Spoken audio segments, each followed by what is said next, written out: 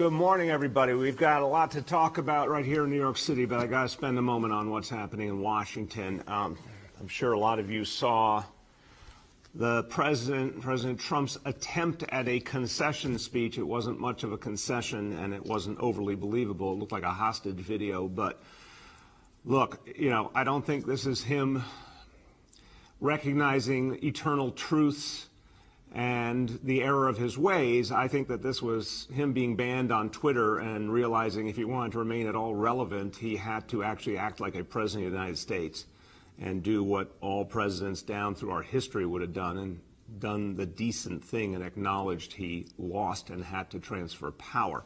It's one of the most fundamental ideas of American democracy, peaceful transition of power, except that was working all the way until 2021 and Donald Trump. And now for the first time we've seen a president try to destroy that process, the very process that the American Revolution led to. Donald Trump trying to destroy the constitutional process, trying to destroy our democratic system. Look, there's no other solution but impeachment at this point. Vice President Pence has had an opportunity to implement the 25th Amendment. He's chosen not to. History will judge him for that. But I agree with Chuck Schumer. I spoke to Chuck Schumer about this last night. I thank him for his leadership. He's right. Start impeachment proceedings immediately. Donald Trump is a danger to this country. He needs to be removed. Again, thank God Chuck Schumer will be our Senate Majority Leader. That's so important for this city and for this country. And I thank him for his leadership right now. But here's why he's right.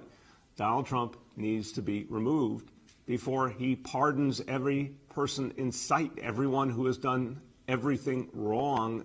This country, everyone who's committed treason, he can pardon anybody and everybody. That has to be stopped, let alone the many other kinds of damage and danger he poses to this country. We also need a full reckoning of what happened at the Capitol. The fact that several key figures are resigning doesn't tell us anything, honestly. Someone gave the order to not provide security. And again, you could say, oh, oversight, mistake, incompetence. I don't buy that.